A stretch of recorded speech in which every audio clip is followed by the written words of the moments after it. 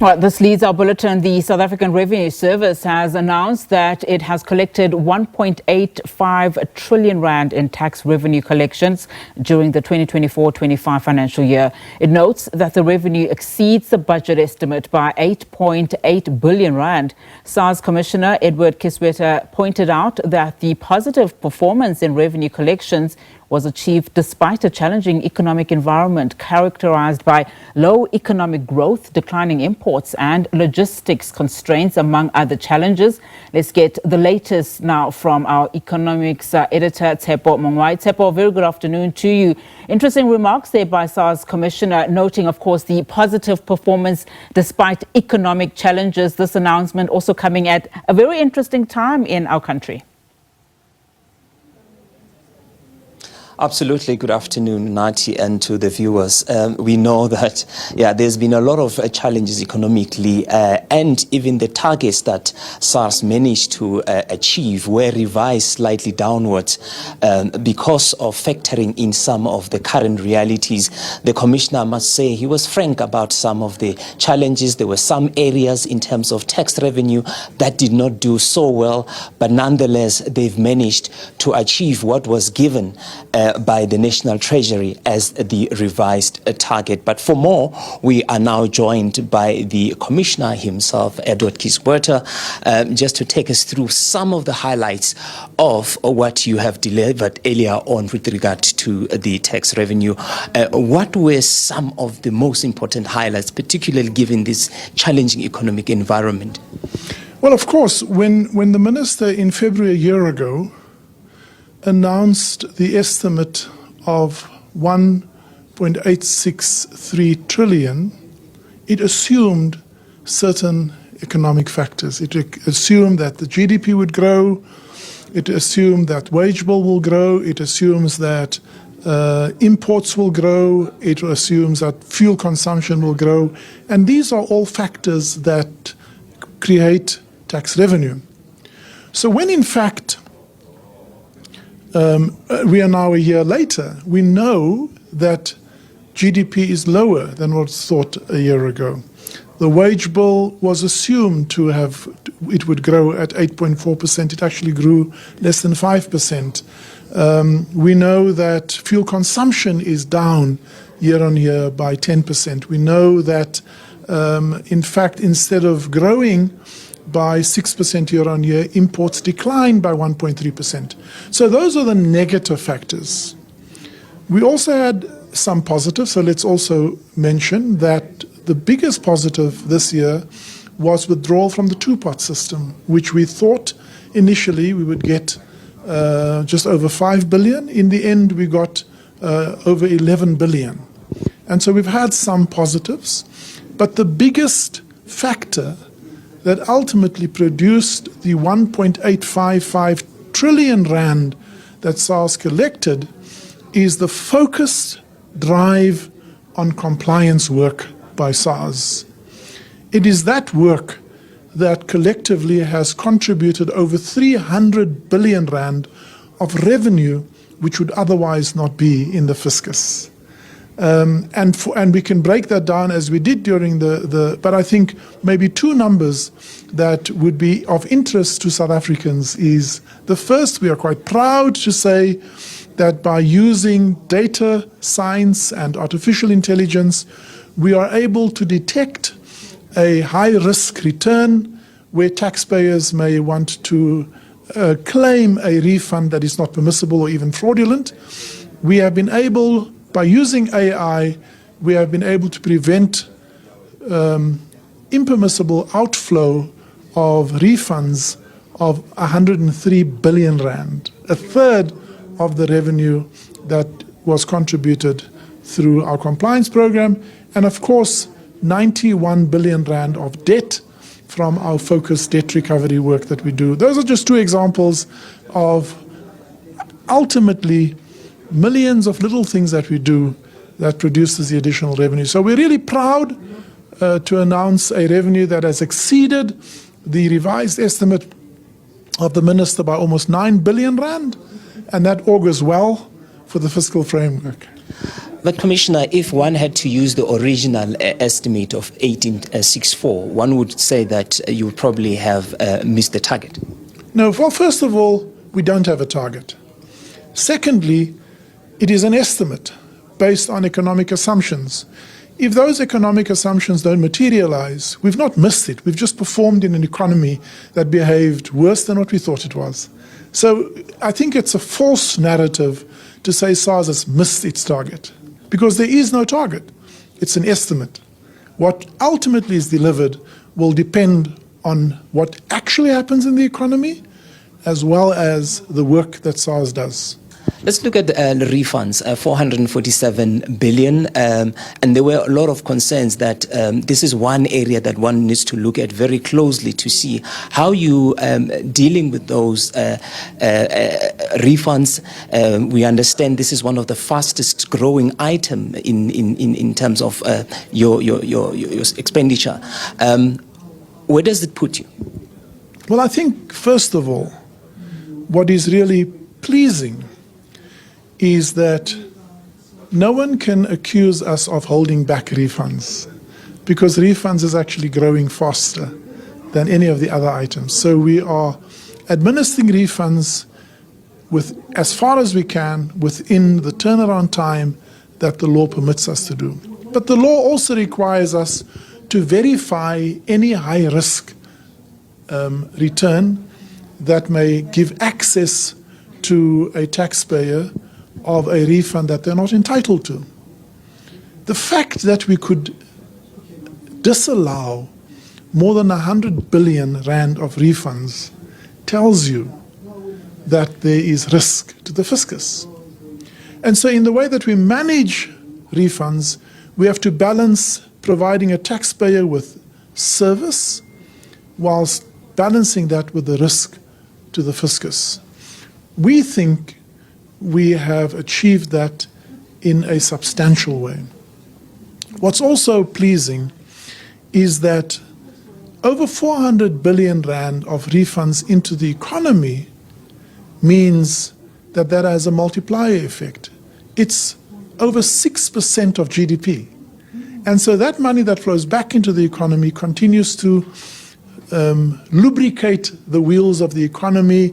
It fuels consumption, it fuels investment into productive equipment, and generally is good for the economy. And so refund is an important focus, and we do that with great diligence and care to try and balance the service and risk component. Another item is tax-to-GDP. It's gone up and it's been going up over the years. And if you speak to, I'm sure, other people globally, they will say this is one of the highest that we have. Could it be the reason, perhaps South Africa can no longer be able to tax South Africans even more because we have a very high tax-to-GDP? There's a couple of issues around understanding the tax-to-GDP ratio, because everything has context. Firstly, it's a ratio that assumes we can fully quantify GDP. And we know with a high informal economy, a high illicit economy, we must make the assumption that there are aspects of our economy that escapes our ability to measure it. Secondly, if we say that our compliance ratio in South Africa is in the mid-60%, it means we are still under-collecting our revenue. And so we believe that at the moment, the tax-to-GDP ratio in South Africa is not a target. It is really a way of measuring the efficacy of the extraction of tax out of our economy. What we really need in South Africa is a faster growing economy so that the GDP or the denominator grows faster and that we steadily increase the amount of tax revenue. And we think that the current range of between 24 and 27 is not a range I would be concerned about at this stage because of the context in which we measure the ratio. Commissioner, should it happen that we don't get what the minister has asked for, which is a 0.5%, do you have measures in place to ensure that we accelerate and get more money from the economy? Well, we mentioned that this year we have gone to the minister and said, give us 2 billion rand, and we will use that to drive a focused revenue recovery program. We would hope that as this program develops and gives confidence, it will create the space for the minister to review the decision of raising any form of tax, whether it is VAT or any other form of tax. Because our view has always been that when a minister of finance decides to introduce a tax hike, it's always hard for a minister of finance to do so. And that has to be taken into the broader context of balancing tax rates with revenue administrative efficiencies. And I think what we are trying to demonstrate is that through greater efficiencies, we can improve revenue collection and take the pressure off the minister in the future to increase taxes. Tax morality is one important thing, and I'm sure it's one space that you've done well in SARS in getting people to pay. What do you think is the reason for that, and what is that needs to be done to ensure that we don't lose the tax morality among South Africans? It's hard work. There's no one silver bullet to achieve tax morality. At the heart of it is the social contract between SARS and the citizens. No one wants to pay tax. Or let me say, no one enjoys paying tax. I also, when I pay tax, I think what else I could have done with the money.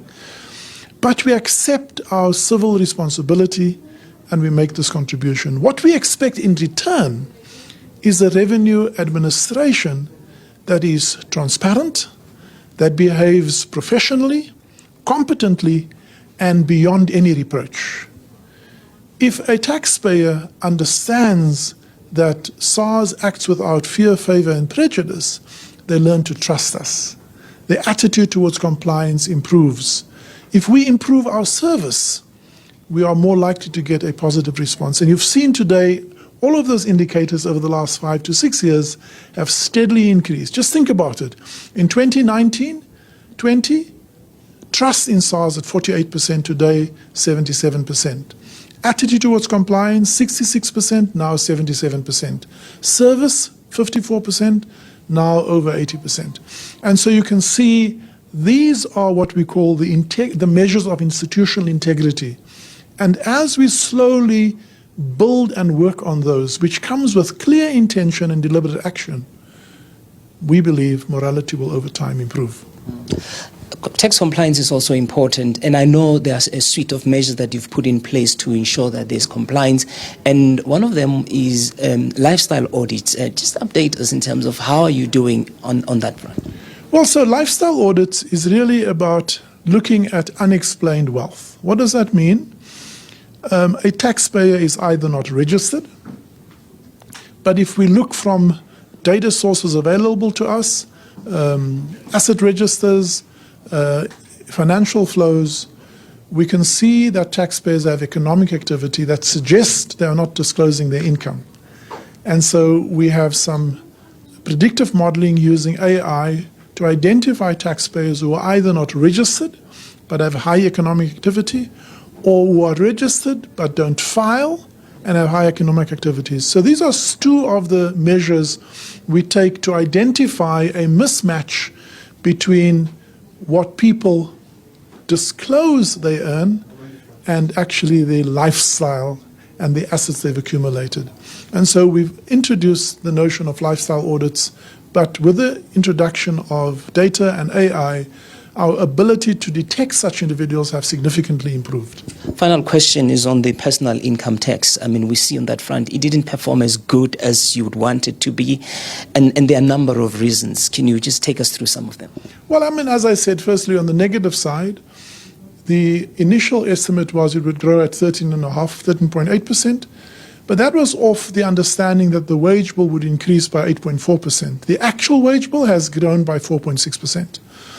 It was also with an understanding that there would be a certain amount of retrenchments. We find the retrenchments differs from where we thought it was. Now, retrenchments have a lump sum payment, but then you've eroded the taxpayer for the future and don't get the ongoing income.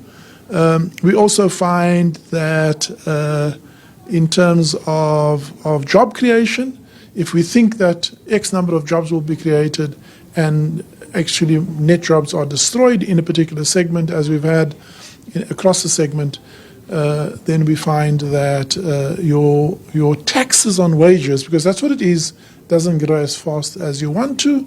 Of course, we then raise assessments, we do audits, we do compliance work, and then of all of those activities that would have decreased the overall taxes on income, we have found an increase of 2 billion more from compliance work that we do, as well as the 11.8 billion from the two-part retirement, whereas initially we thought we would get about 5.5.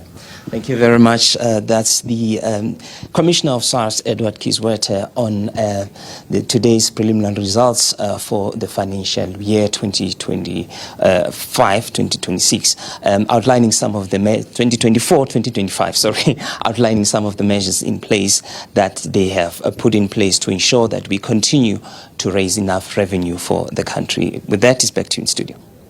Thanks so much, Tsepo. That is SABC's economics editor, Tsepo Mongwa, in conversation there with the SARS Commissioner Edward Kieswetter.